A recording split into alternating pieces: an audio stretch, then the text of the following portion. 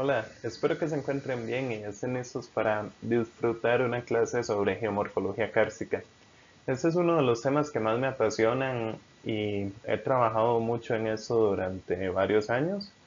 Mi doctorado lo hice en karstología y espero que aprovechen. Realmente en la carrera de geología no se ve tanto sobre karst y prácticamente esa es de las pocas clases en las que se detalla un poco sobre karst y espeleogénesis. Hay bastante por hacer en Costa Rica y en la región centroamericana todavía mucho más. Es una línea de investigación bastante interesante que ha tenido proyección en los últimos años y espero que les guste, que disfruten la clase y si alguno tiene interés de incorporarse o investigar un poco más en el tema, están en toda la libertad de contactarme. Me encantaría que más gente desarrolle tesis, trabajos de investigación en esta línea, pues hay muy poco. Bueno, y ahí les va. Que disfruten la lección, pura vida.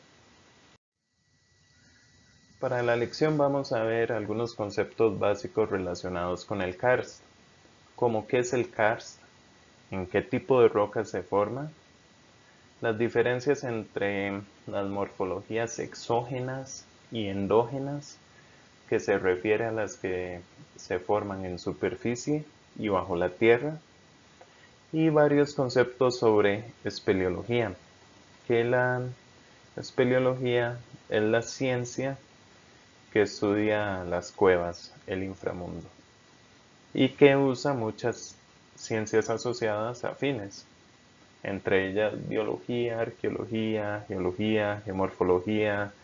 Hay mucha integración de ciencias en esta rama. Bueno, y para empezar, un poco de historia, que corresponde a la primera exploración espeleológica documentada en una cavidad. Fue en Mesopotamia, donde a cierta distancia del nacimiento del río Tigris se exploró una cueva. Y en el año 11.100 a.C., un rey asirio ordenó construir, obviamente, una estatua de él, junto con una inscripción a la entrada de la cueva. También los chinos exploraron cuevas algunos siglos antes de Cristo, pero hubo un periodo bastante interesante que corresponde a la Edad Media, donde donde el cristianismo dice que era el reino del diablo, entonces no se exploró o no se ingresaba a las cuevas por ese temor que había introducido la religión en el momento. Entonces es un periodo oscuro donde al menos en la parte de Europa no había mucha documentación de ingresos a la cueva. Un periodo oscuro en doble sentido y hablando en esa zona específica, porque para esa edad, digamos en sectores como México o algo así, sí eran muy utilizadas.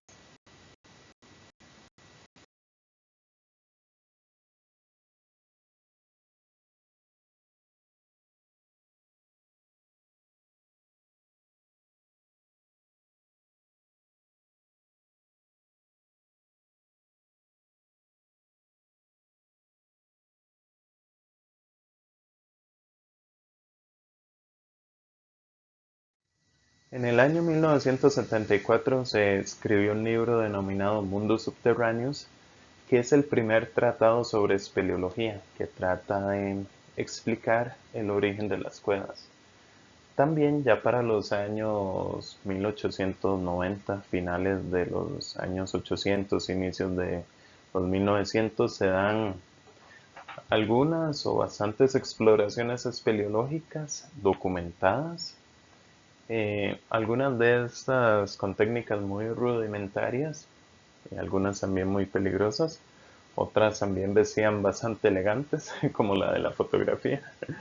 Pero, pero sí, eso marca el inicio de la exploración espeleológica.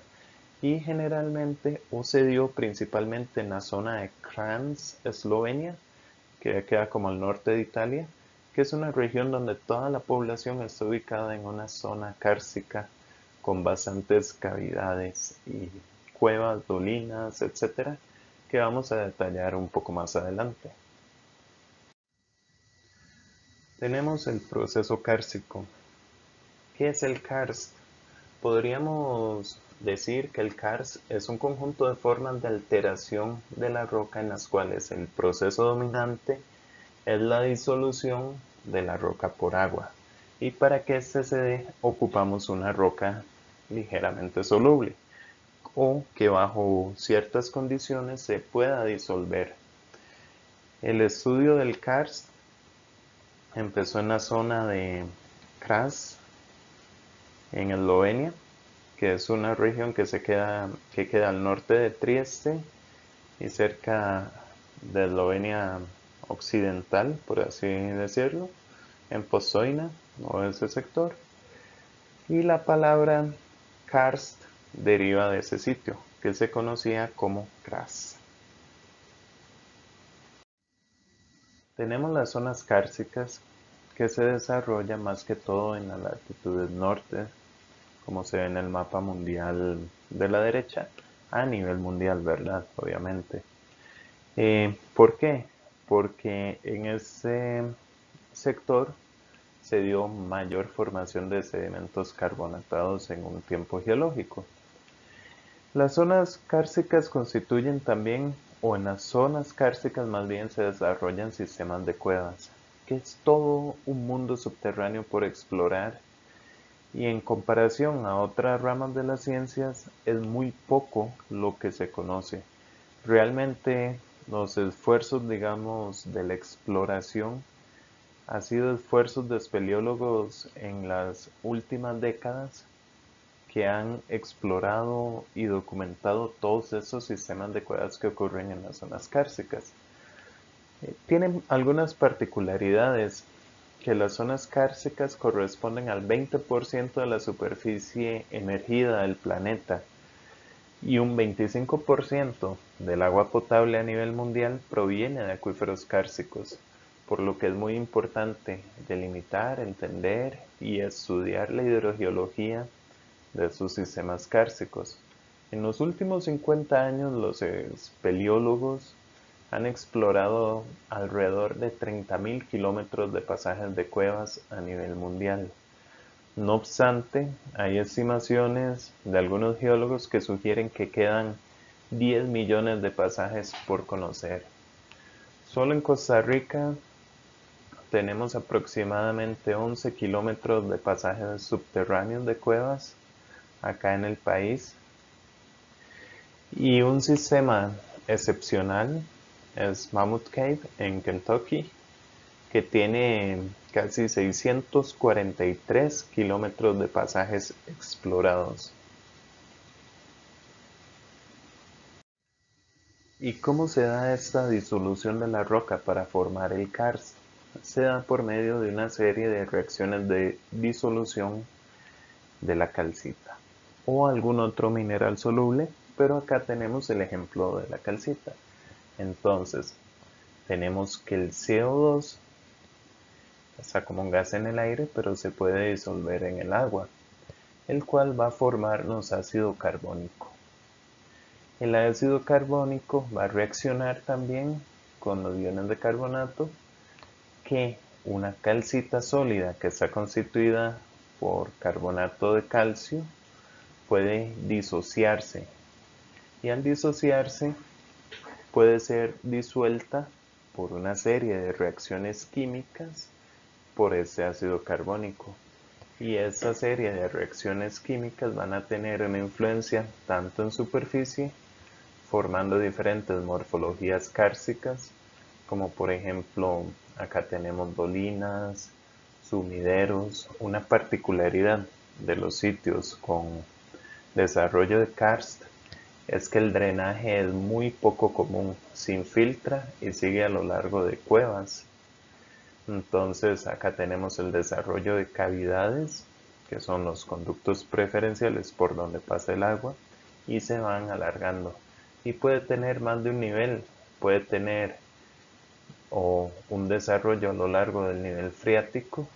Conforme va evolucionando el sistema, puede ir migrando hacia abajo y también desarrollos bajo el nivel freático.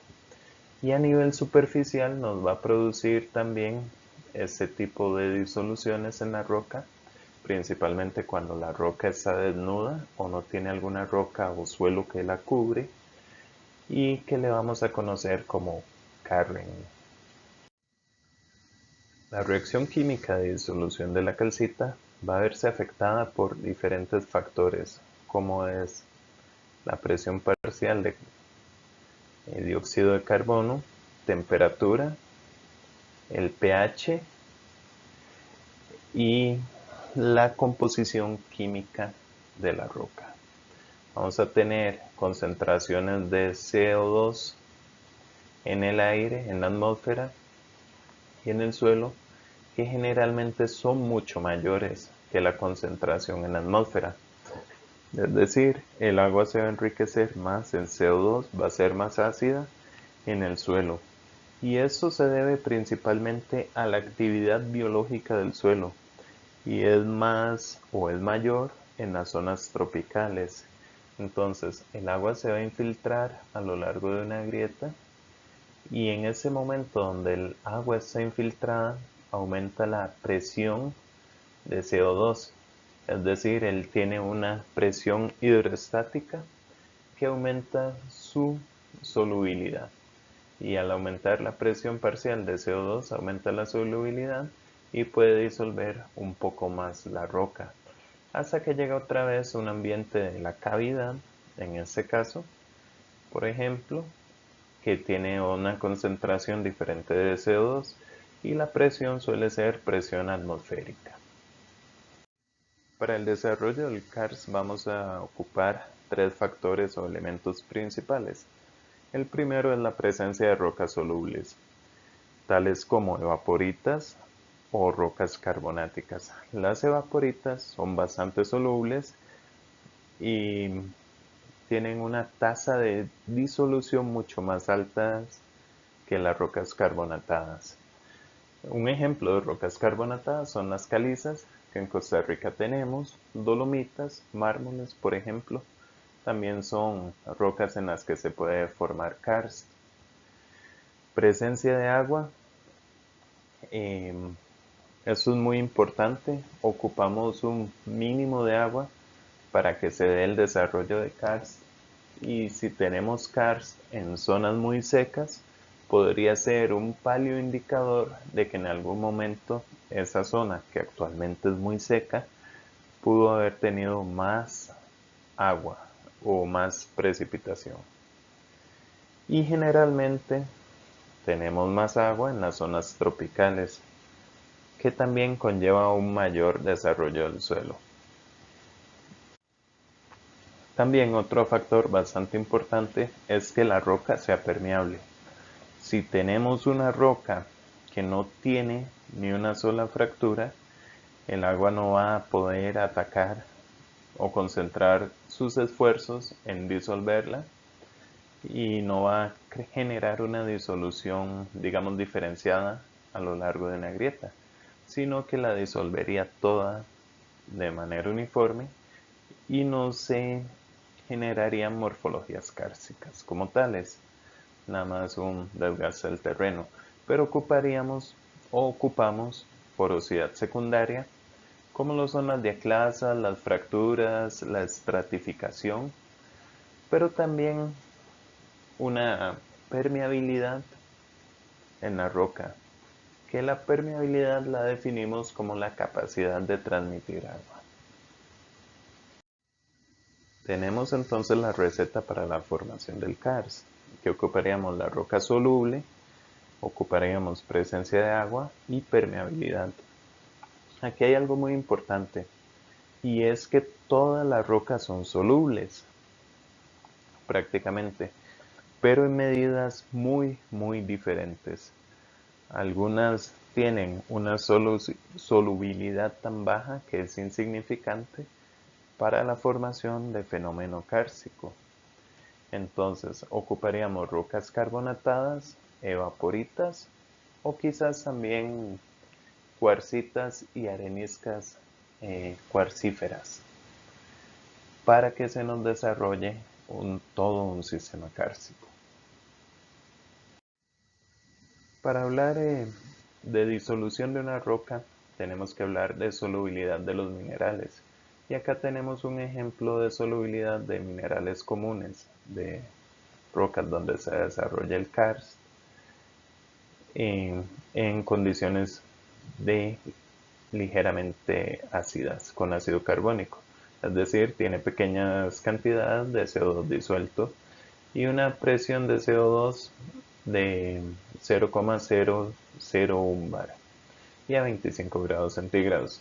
La calcita y la dolomita tienen solubilidades de 60 y 50 miligramos litro respectivamente, mientras que el cuarzo es más baja, de 12 miligramos litro. El yeso y la halita tienen solubilidades mucho mayores. Ahora analicemos la solubilidad de los mismos minerales, pero a una presión de CO2 mucho mayor, de 0,1 bar, a la misma temperatura.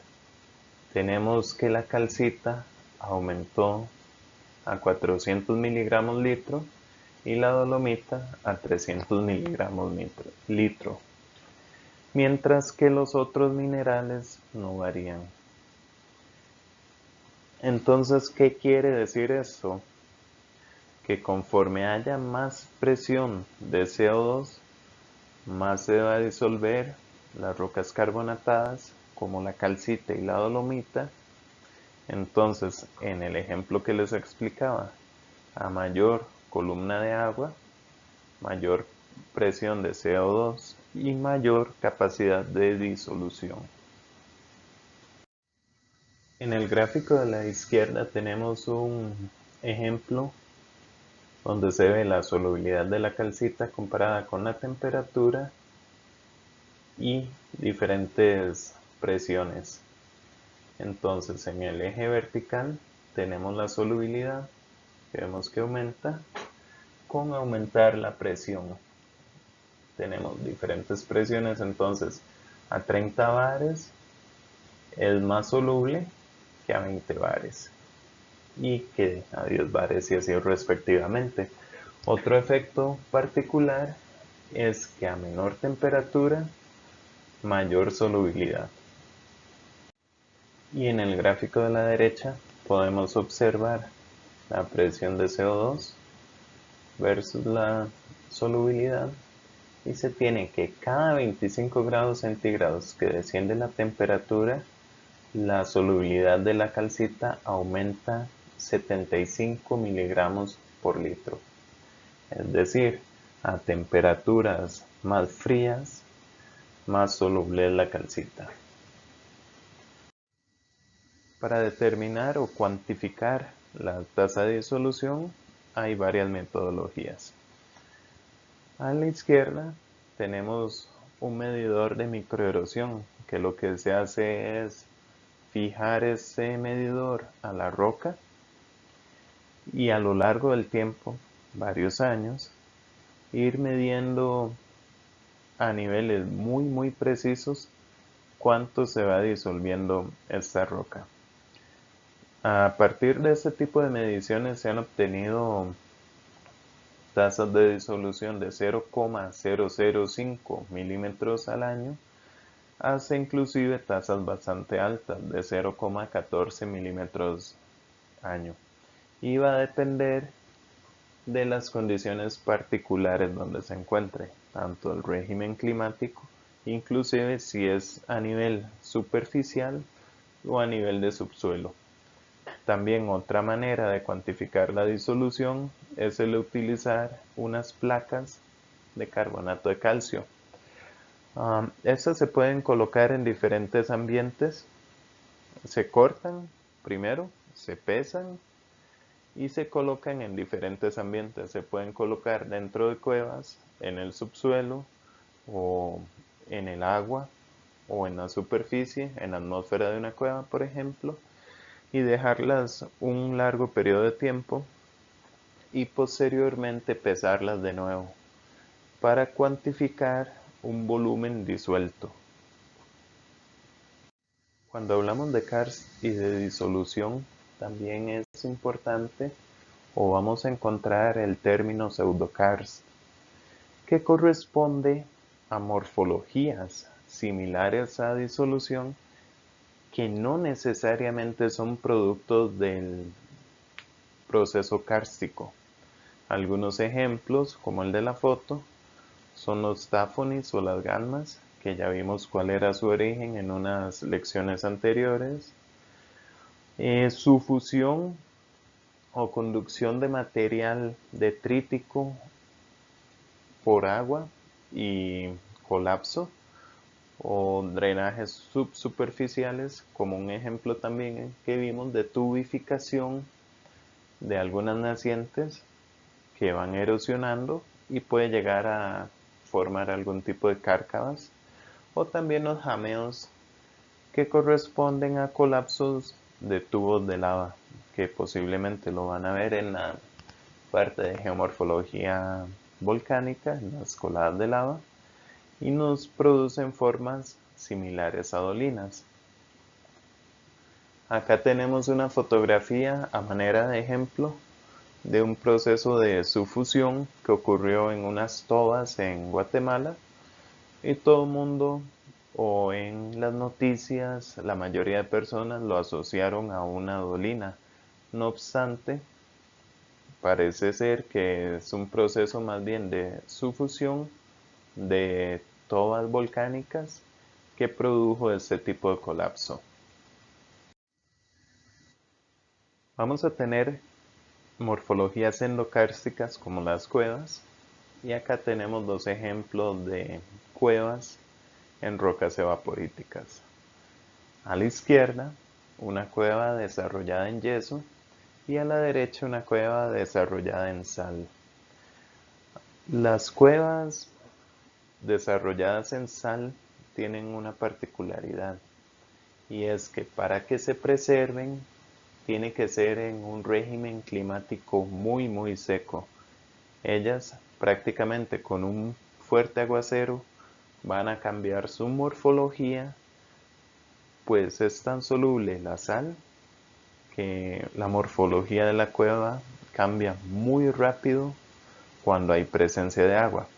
Y también algo muy importante, que para que se preserve la sal y podamos tener el desarrollo de una cueva en una evaporita con alto contenido de sal, tiene que ser un régimen climático muy seco. En una zona tropical simplemente la roca se disolvería. Esta fotografía me encanta. Es una roca sedimentaria que corresponde a unas cuarcitas en los tepuis en Venezuela, donde se desarrolla también un sistema de cuevas que puede llegar a alcanzar hasta los 20 kilómetros de longitud. Una de las particularidades que tiene estas cuevas es que son muy aisladas de- del resto de sitios, porque prácticamente estas morfologías, los tepuis, aíslan las cuevas geográficamente de otros sectores. Recientemente se han realizado varios estudios para tratar de determinar el origen de estas cuevas, que inicialmente se creía asociado solamente a disolución, pero también se ha considerado que los microorganismos tienen un importante papel en el desarrollo de este karst. Como vimos anteriormente, el cuarzo se puede disolver en agua. El dióxido de silicio reacciona con el agua para formar ácido silícico, el cual es ligeramente soluble en agua y es una de las reacciones de disolución eh, capaces de formar estas morfologías kársticas en rocas silíceas. En el caso de los granitos también se puede dar una disolución, pero no es exactamente disolución más bien, sino es un proceso de hidrólisis, en el que los feldespatos se alteran al reaccionar con agua, cambian su composición química y generan arcillas, las cuales son removidas por el agua y forman este tipo de morfologías similares al karst. A continuación iniciaremos la descripción de geomorfologías kársticas a nivel superficial en rocas carbonatadas, que son el tipo de roca más común en donde se desarrolla el karst. Una de las características más comunes del karst es la presencia del karren. También en español es conocido como lapiaz. No obstante, karren es el término internacionalmente más conocido. ¿Qué es? Es la disolución de la superficie de la roca carbonatada o de la roca sujeta a procesos de karstificación. En la fotografía tenemos un ejemplo en Eslovenia de una roca con evidencias de disolución. Hay múltiples clasificaciones. En la tabla 6.1 del libro de texto pueden encontrar varias clasificaciones que van en función de la morfología, si siguen fracturas, tamaños, etc. De manera muy básica, podemos distinguir morfologías que se forman bajo el suelo cuando estas son redondeadas y suaves al tacto, y cuando se forman a nivel superficial o en roca desnuda, por así decirlo, como en la foto que vemos de fondo, estas son ásperas y cortantes. Una de las geomorfologías más características del karst es la dolina. La dolina es una depresión cerrada que va a tener múltiples clasificaciones en función de su morfología o en función de su génesis. En función de su morfología podemos hablar de cubetas cuando tienen esta morfología, embudos o pozos. Y en función de su génesis, acá tenemos una clasificación que vamos a tener disolución normal, que nos da esa morfología similar a cubeta. Vamos a tener de colapso acá, que tenemos una disolución y colapsa parte de la roca, que posteriormente también puede ser disuelto. Dolinas aluviales o de subsidencia, como este de acá, que ahí la diferencia va a ser el tipo de material que está entrando en la cavidad que se va disolviendo. Acá tenemos una imagen LIDAR de un sector en Eslovenia donde hay desarrollo de karst y vemos que hay una alta densidad de dolinas. Son estas depresiones cerradas que en algunas ocasiones se pueden unir más de una dolina, y cuando esto sucede le vamos a llamar una úbala. Acá tenemos imágenes de dos dolinas en la zona de Venado de San Carlos que se desarrollan en una zona donde hay karst cubierto. La cobertura de la caliza de la formación Venado, que es Mioceno medio superior, es por rocas volcánicas. Estas rocas volcánicas van desde lavas, lahares, hasta depósitos de deslizamiento volcánico.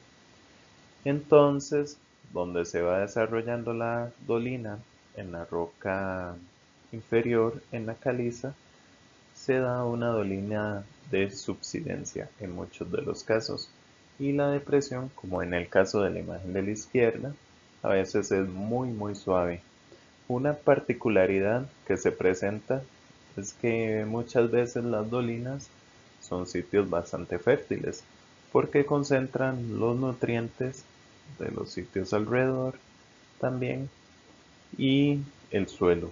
Entonces, en muchas dolinas se desarrollan árboles, y los árboles también van a tener un efecto que propicia la disolución.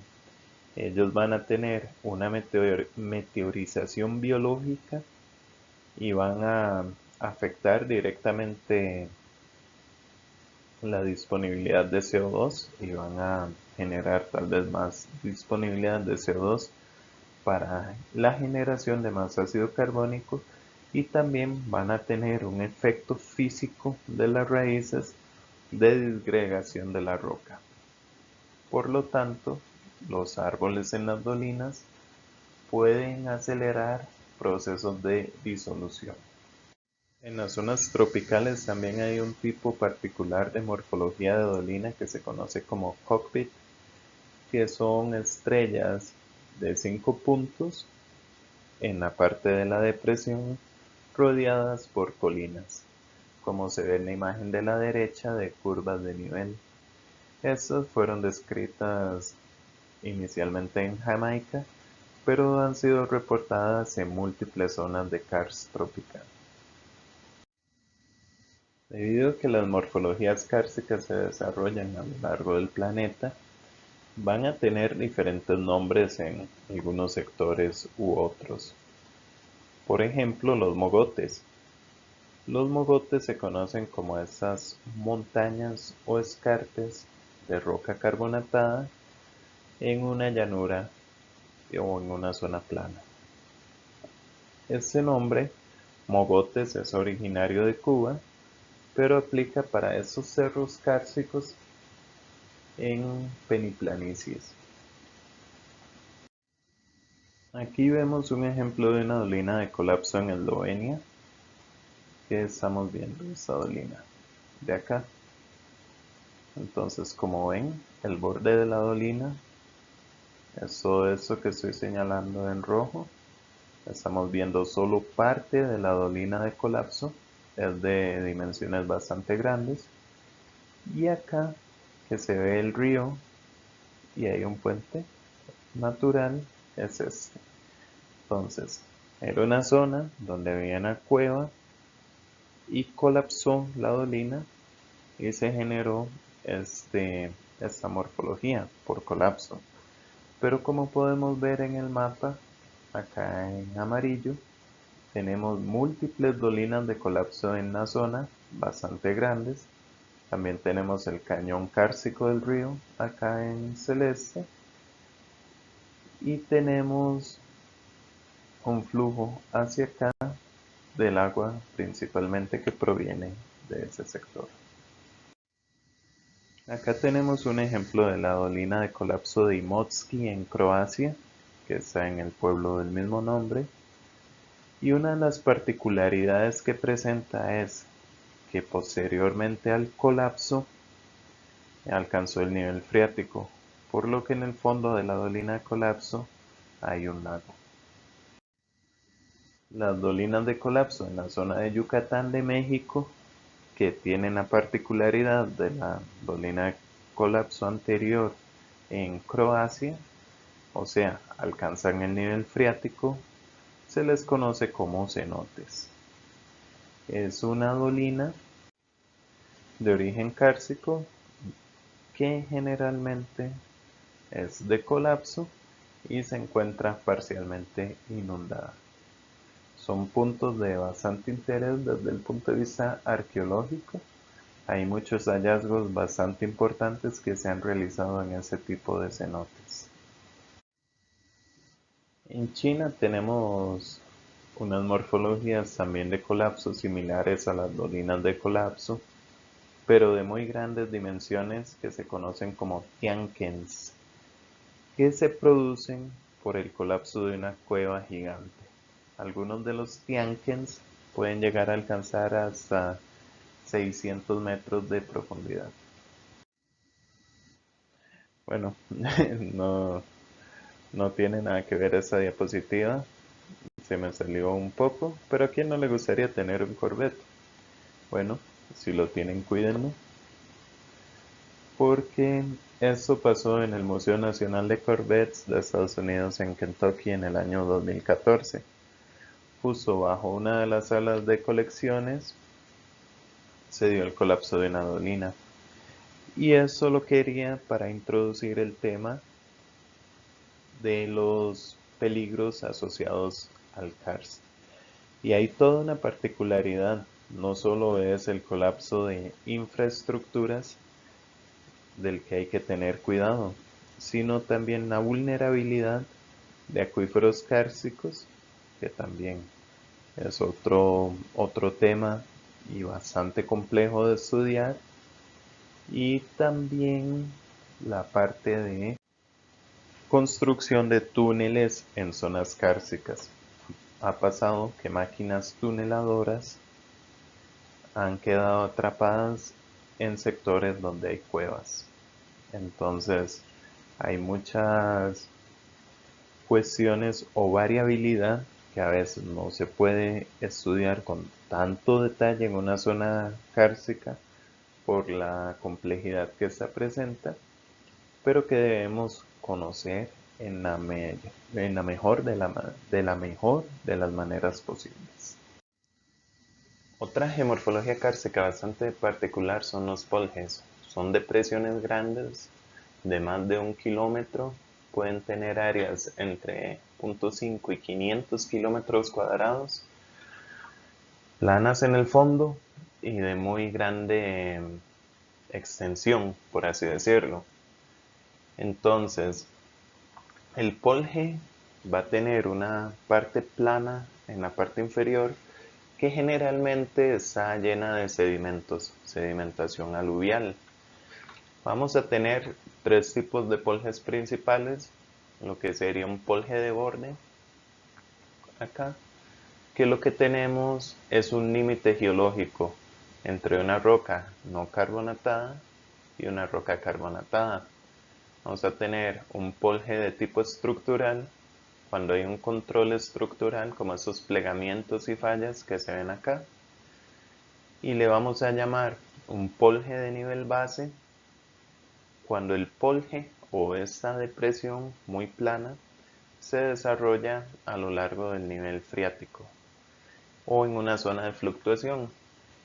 Y esto hace que estos poljes, cuando son poljes de nivel base, sean sujetos a inundaciones periódicas. También acá vale la pena resaltar que los poljes generan una superficie bastante plana, que podría utilizarse para posteriores estudios neotectónicos. Y acá tenemos un ejemplo de cómo se ven algunos de esos poljes en Google Earth. Este es el ejemplo que les mostré de Bosnia. Y es importante también recalcar que a veces el polje puede tener captura fluvial, es decir, él originalmente es una depresión cerrada, pero en algunos casos es capturado por una cuenca hidrográfica que fluye a través del karst. Entonces, podría ser abierta la cuenca, pero es por un proceso, digamos, geológico posterior. También podemos tener esas geomorfologías conocidas como puentes naturales o puentes de roca que se dan cuando la disolución de la roca carbonatada en los alrededores intersecan una cavidad y queda esa forma. Es originalmente una cueva que fue alcanzada por la erosión, disolución y denudación del terreno, y se ve el puente natural. Otra geomorfología particular son los bosques de piedra, que son campos de Carring. Eso se conoce en China, en el sur de China. Y bueno, siempre va a ser lo que es el terror de un paracaidista. Son Carring o lapiaz, como habíamos dicho inicialmente, muy filosos, muy puntiagudos, superficies de roca descubiertas que han sido sujetas de formación o de disolución y formación de ese carring a lo largo de miles o quizás millones de años.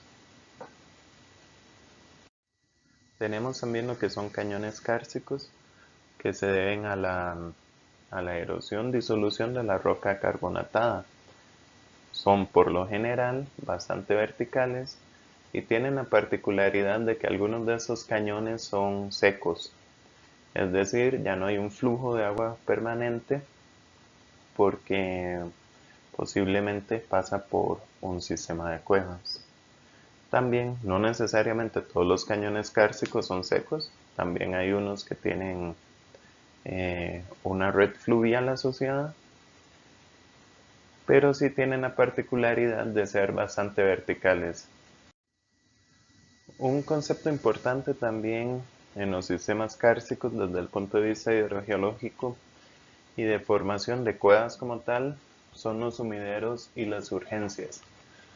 El sumidero es el punto donde un río superficial entra al sistema kárstico, es decir, se infiltra en el suelo, en la roca directamente y entra a una red de drenaje subterráneos que conocemos como cuevas. Y la surgencia es cuando esta agua o este río subterráneo sale y se incorpora nuevamente al drenaje superficial.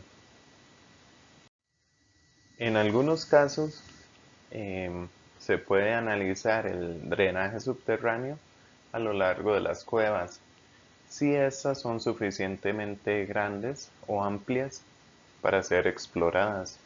No obstante, en algunas ocasiones hay pasajes bastante angostos dentro de las cuevas que no pueden ser explorados o pasajes bastante peligrosos o puntos de infiltración colmatados con sedimentos donde pasa el agua pero uno no es capaz de pasar. Todos estos puntos o sectores de las cuevas se pueden analizar mediante el uso de trazadores. En la imagen de la izquierda es un ensayo con trazadores que hicimos en, en el 2019 en la cueva Gavinarraca en Venado de San Carlos. Y acá utilizamos unos datalogger de conductividad eléctrica que también son de la Escuela Centroamericana de Geología y ahorita se están utilizando para una tesis de Adrián Obando en hidrogeología kárstica, pero en su momento se utilizaron para hacer aforos químicos. Con agua en solución, con sal más bien en solución, se puede realizar el aforo químico midiendo la concentración de la sal mediante la medición indirecta de conductividad eléctrica. A nivel de Costa Rica tenemos varias zonas kársticas, donde las principales son la zona sur, acá en el sur del país, que es donde hay más exposición de roca carbonatada. Tenemos la zona del Tempisque, donde Barrahonda es el sistema con más desarrollo de cuevas que se encuentra acá, el Cerro Barrahonda por ese sector.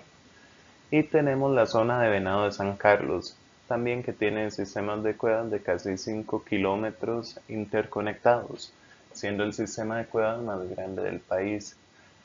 Pueden revisar ese artículo del 2011 que habla sobre descripción, clasificación y aspectos geológicos de las zonas kársticas de Costa Rica. Acá tenemos un ejemplo de un sistema kárstico en la zona sur en Costa Rica, a orillas del río Corredores.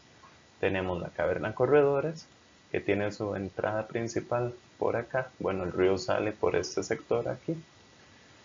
En ese punto se conecta hidrogeológicamente con la caverna del rectángulo, que tiene su entrada en ese sector, pero no hay paso físico. Es un sifón y el paso se podría hacer eventualmente solo mediante espeleobuceo. No obstante, es una zona con mucho sedimento y tenemos la cueva de la Bruja en este sector. ¿Qué pasa? Que acá tenemos el río Guayní en esta imagen de acá, que es un río subterráneo, viene superficial, pero un poco más hacia el este de esta figura se da la infiltración, se da el sumidero del río Guayní y pasa subterráneo por todo ese sistema de cuevas hasta caer de nuevo al río Corredores. Acá tenemos el mapa 150.000 del IGN de la zona del río Corredores, donde está el sistema kárstico que les mencioné anteriormente. Ese sistema viene más o menos entre este y este sector, ¿verdad? Y vean que acá en el mapa del IGN hay un río superficial. No obstante, este río no existe a nivel superficial. Otra cosa interesante es la quebrada seca, acá. Ven que desaparece en ese punto, por algo se llama quebrada seca, y este es un sitio donde hay un sumidero también, y el agua ingresa al sistema kárstico y sale otra vez acá abajo de las calizas en el río Corredores. Entonces, me gustaría que le pongan atención un poco a las curvas de nivel. Tienen una morfología particular. Como yo siempre digo que en ese sector parecen como nubes, aunque no es el término más correcto. Pero lo que me gustaría es que lo comparen con la siguiente imagen que vamos a ver. Acá tenemos ya unas curvas de nivel que se ven un poco más reales. No sé realmente qué pasó, porque generalmente no están tan mal las curvas de nivel. Y ven que acá sí se detecta una dolina, otra dolina acá y otra dolina en este sector. Pero ojo qué curioso lo que hacen con el río. El río viene acá. Obviamente, la gente que hizo el mapa tal vez no sabe que hay rocas carbonatadas o calizas. Y en este punto, acá, el río va cuesta arriba, increíblemente. Lo notan, ven las curvas de nivel, cómo vienen la pendiente descendiendo hacia acá, en ese sector, pero el río lo delimitan que va en esta dirección.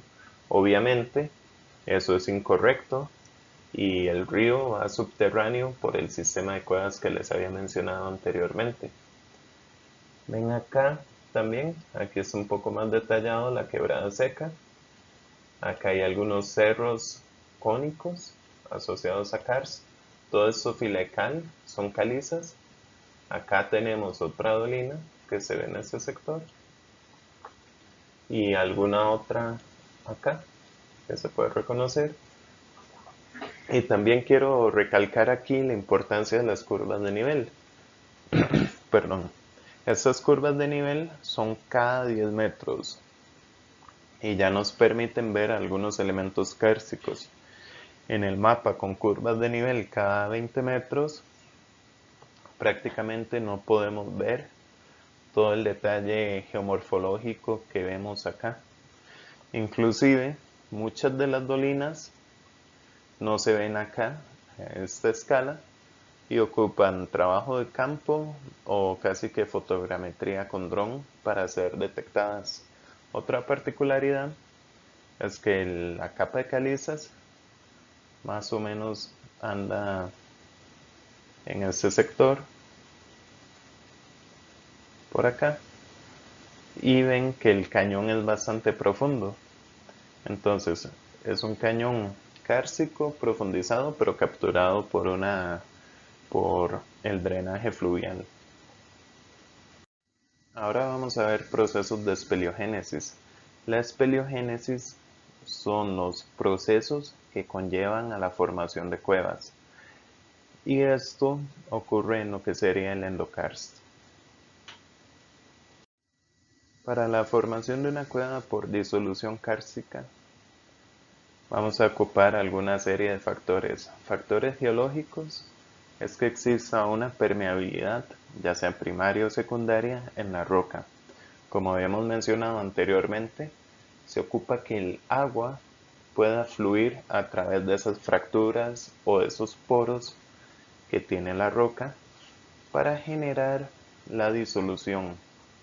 También hay factores climáticos bastante importantes, como lo son la precipitación y la temperatura.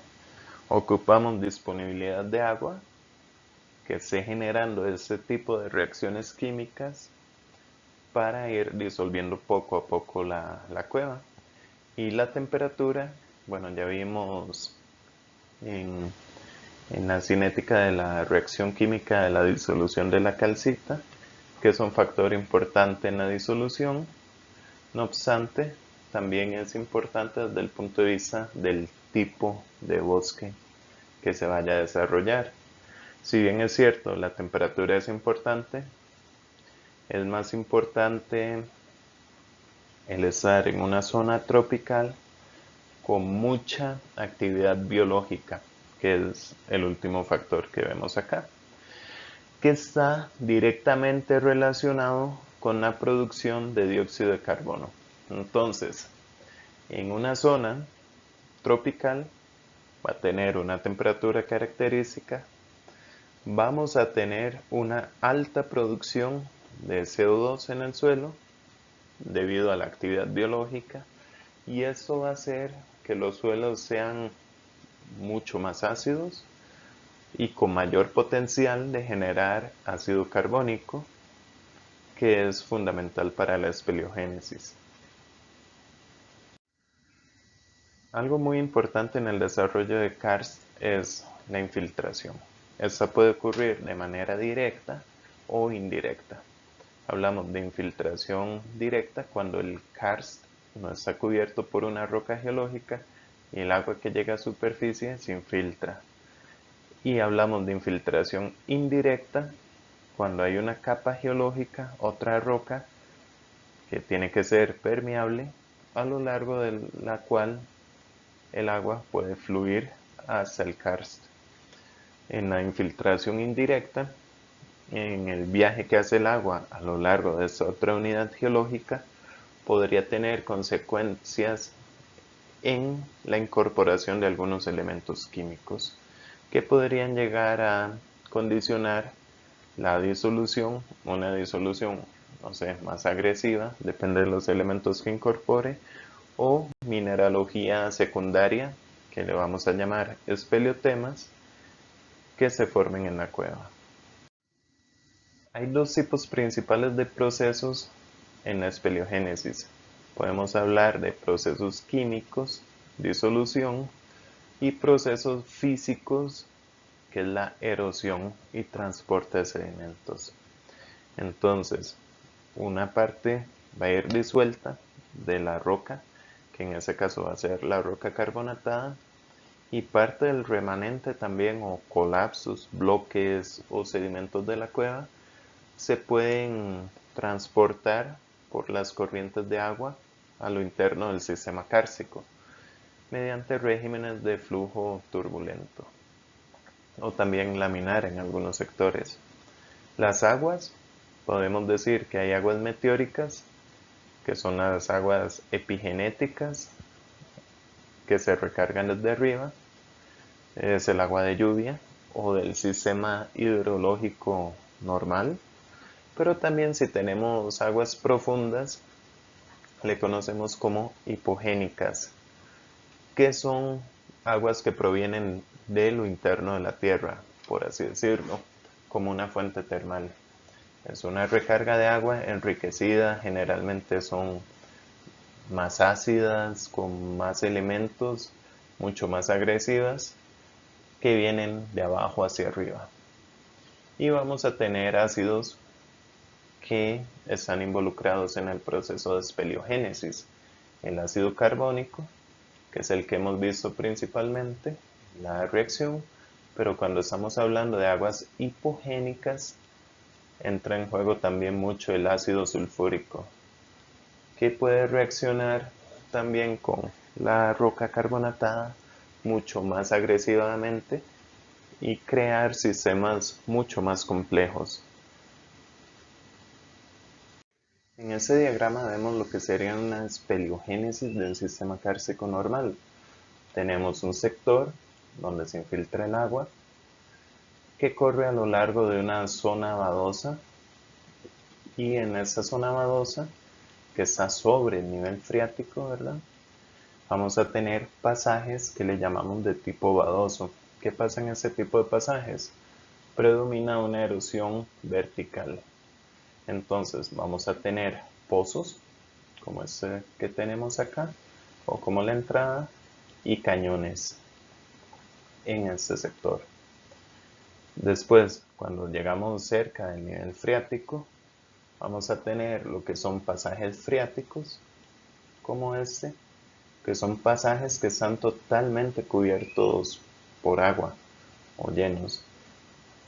Y también vamos a tener una cueva o el desarrollo de una cueva a lo largo del nivel freático, donde sí podemos entrar o explorar algunos de esos pasajes. Hay una zona epifreática, que es este sector de acá, que corresponde a la zona de inundación de la cueva. Entonces, estos pasajes epifreáticos son ampliados cuando se inunda la cueva y aguas mucho más agresivas, con más contenido de CO2 por la misma inundación, llegan a disolver algunos conductos superiores. También puede pasar que es solo una evolución normal por la incisión del nivel freático. Y bueno, vamos a tener un sumidero acá, que en este caso está cayendo directamente al río, y también un pasaje freático activo acá en este sector, que son, como mencioné anteriormente, los que ya están cubiertos por el nivel del agua. Se dice que la evolución de un sistema kárstico normal se puede dividir en tres fases. La primera corresponde a la formación de protoconductos, que es estos conductos muy pequeños en la roca donde fluye el agua muy lentamente. Y después hay una configuración o generación de una red de drenaje preferente. Es decir, primero el agua fluye por todas las fracturas, pero en algún punto hay una fractura ganadora y el agua fluye a lo largo de esa fractura y se establece lo que se llama drenaje preferente. Una vez que la mayor cantidad de agua seleccionó una fractura, fluye a lo largo de esta, se va dando paulatinamente un ensanchamiento de ese conducto y es la conformación del sistema de cuevas. Imaginemos en el siguiente bloque de diagrama que tenemos una serie de fracturas por donde fluye el agua. Esas fracturas le llamamos protoconductos y vamos a tener un flujo a lo largo de la mayoría de las fracturas. Este flujo va a continuar hasta que alguna de las fracturas alcance lo que vamos a llamar un tamaño crítico. ¿Qué es el tamaño crítico? Es una dimensión alrededor de 5 milímetros donde vamos a tener un cambio de régimen de flujo. Y el flujo a lo largo de la fractura dejaría de ser laminar y empieza a ser turbulento.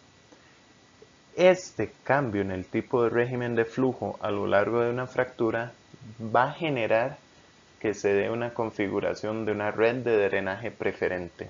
Es decir, ya el agua no fluye a lo largo de todas las fracturas, sino que se seleccionan algunas y esto es la base para el desarrollo de un sistema de cuevas. Una vez que tenemos este ensanchamiento de conductos, se nos va a generar un aumento en la conductividad hidráulica y la formación de un nivel piezométrico, que el nivel piezométrico se va a desarrollar a una altura similar de las surgencias.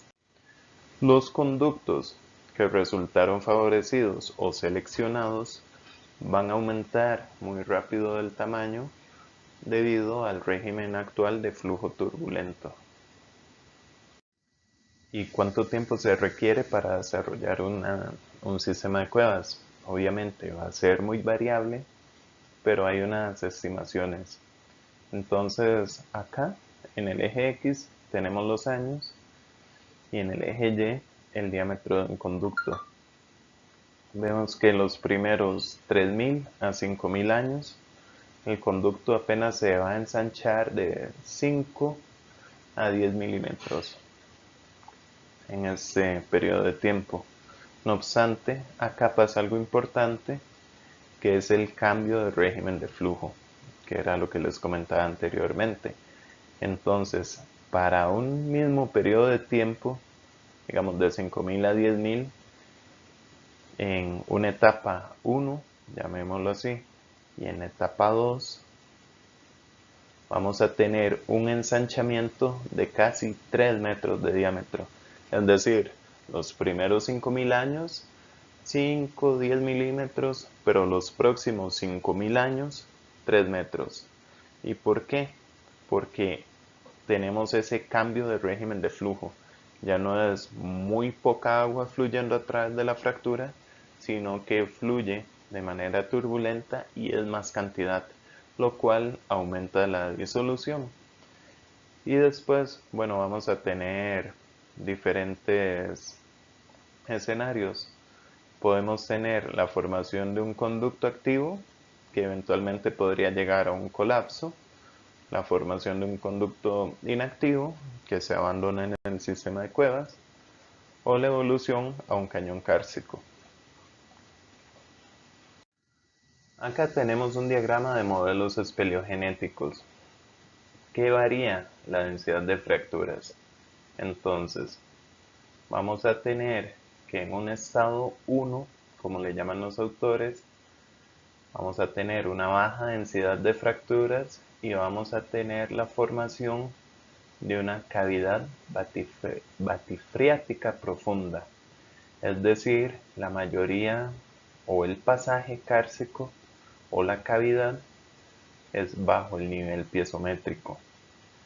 Cuando tenemos un poco más de fracturas, hablamos de un estado 2, vamos a tener el desarrollo igual de un nivel piezométrico y el desarrollo de una cavidad bajo el nivel de este nivel piezométrico, con una zona, digamos, de ingreso al sistema y salida del sistema, pero esa cavidad que le llamamos cavidad freática con galerías en bucles, que son estos V's de acá que tenemos, solo va a ser accesible a la exploración mediante espeleobuceo, porque todo estaría bajo el nivel piezométrico.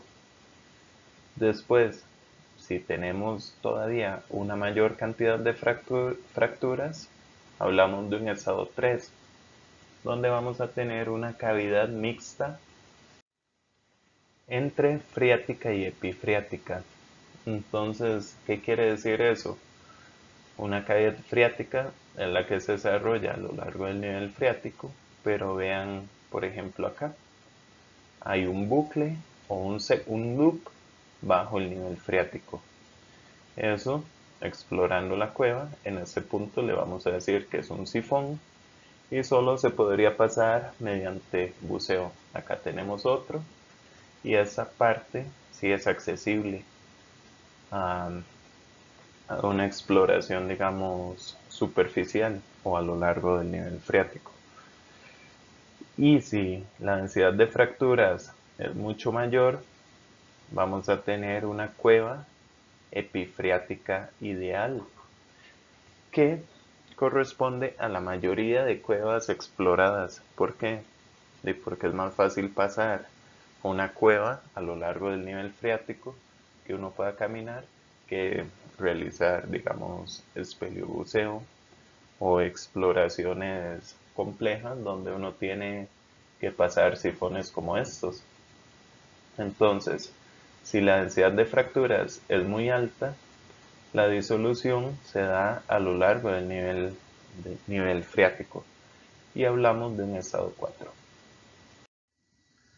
El ascenso de aguas termales o minerales enriquecidas en ácido sulfúrico también nos puede desarrollar un tipo de cuevas que conocemos como cuevas hipogénicas, que generalmente van a tener grandes dimensiones y una mayor diversidad mineralógica. ¿Por qué? Porque hay más elementos químicos en interacción.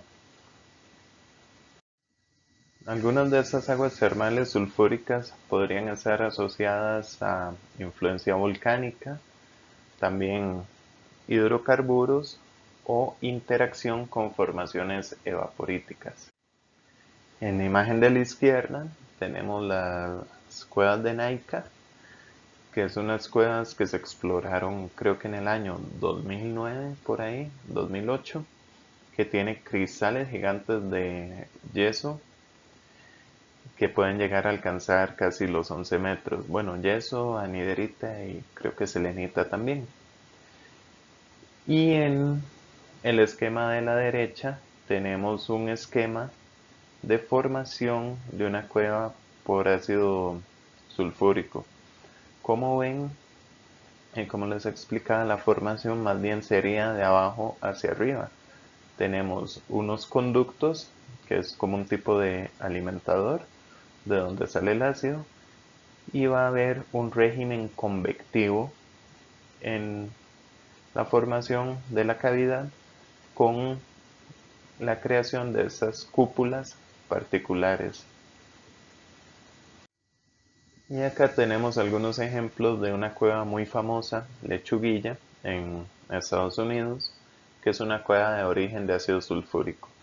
Es una cueva muy amplia, con pasajes laberínticos, kilométricos, y en la cual se conoce solamente una entrada. Y vamos a tener formaciones particulares de yeso, algunos otros minerales, esas precipitaciones en techo, espeleotemas muy particulares, aunado a una red bastante laberíntica de sistema de cuevas. Los sedimentos en la cueva también juegan un papel bastante importante en el desarrollo del sistema de cuevas como tal. En una situación normal tenemos la cavidad, tenemos agua y tenemos sedimentos en la parte inferior. Si la tasa de sedimentación dentro de la cueva es muy alta, eso podría ocurrir porque tiene una cuenca que no es carbonatada, que aporta material detrítico a la cueva, por ejemplo, podría llegar a colmatarse de sedimentos. Si eso pasa, todo el conducto queda tapado en sedimentos y el agua se ve forzada a fluir en la parte superior. Al fluir en la parte superior puede generar un tipo de migración vertical si continuamos con un aporte de sedimentos y erosión del techo de la cueva, en vez de una situación normal donde lo que se erosiona es el piso o el fondo de la cueva. A esto le conocemos como paragénesis, a la disolución del techo, y una vez que se lavan estos sedimentos y se libera el pasaje, podemos reconocer la presencia de paragénesis por la morfología de los pasajes. Acá tenemos uno de los pasajes principales de la cueva Gavinarraca en Venado de San Carlos, donde tenemos la formación de un canal en la parte superior de la cavidad, producto de paragénesis. Entonces teníamos un pasaje freático posiblemente inicial, una colmatación con sedimentos, y se fuerza la migración hacia la parte superior, donde se nos forman estos pasajes y cúpulas de corrosión, que son estas oquedades en el techo, formadas también porque hay mayor, digamos, se atrapa el CO2 y erosiona más localmente o más agresivamente en algunos sectores, produciendo estas cúpulas. Este pasaje o este canal superior tiene una morfología levemente meándrica, si lo ven acá, y después es intersecado por otros conductos, otros pasajes donde también ocurrió este tipo de paragénesis, y después también vamos a tener la formación de nichos de erosión, que también con el aporte de sedimentos a veces podríamos tener una migración del agua lateral disolviendo algunos de los sectores y formando algunos nichos como este o como este, que es un nicho de erosión también actualmente activo. También vamos a ver lo que son espeleotemas, que corresponden con minerales secundarios formados en ambientes de cuevas, generalmente depositados por influencia del agua, pero no exclusivamente. Imaginemos la siguiente caricatura donde tenemos un desarrollo del suelo, una concentración de CO2 en la atmósfera en la lluvia y mayor concentración en el suelo como habíamos mencionado anteriormente. También la presión atmosférica del CO2, ¿verdad? Aumenta conforme hay más presión hidrostática, aumenta la capacidad de disolución, pero cuando sale nuevamente a una presión similar a la atmosférica, porque podría variar ligeramente, pierde capacidad de disolución y precipita en forma de estalactita o estalagmita, que se forma de arriba para abajo la primera y de abajo para arriba la segunda, pudiendo llegar a formar una columna cuando se unen. También, en algunos casos, eh, puede ser un poco más fluido y la depositación podría corresponder a travertino, que es generalmente cuando hay un flujo mucho más constante. Este esquema realizado por Pablo Forti, que es uno de los expertos en mineralogía de cuevas a nivel mundial, muestra diferentes esquemas donde podríamos tener formación de distintos minerales. Entonces, por ejemplo, vamos a tener la infiltración del agua, ¿verdad? Y la formación de espeleotemas ordinarios, estalactitas, estalagmitas, por ejemplo.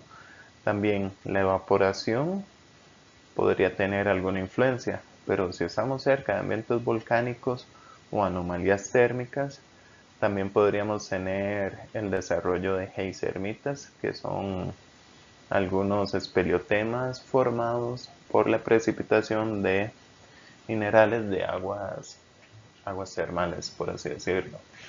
Y también, bueno, hay mucha variabilidad, pero por ejemplo, contaminación antropogénica nos podría influenciar la formación de algunos u otros espeleotemas.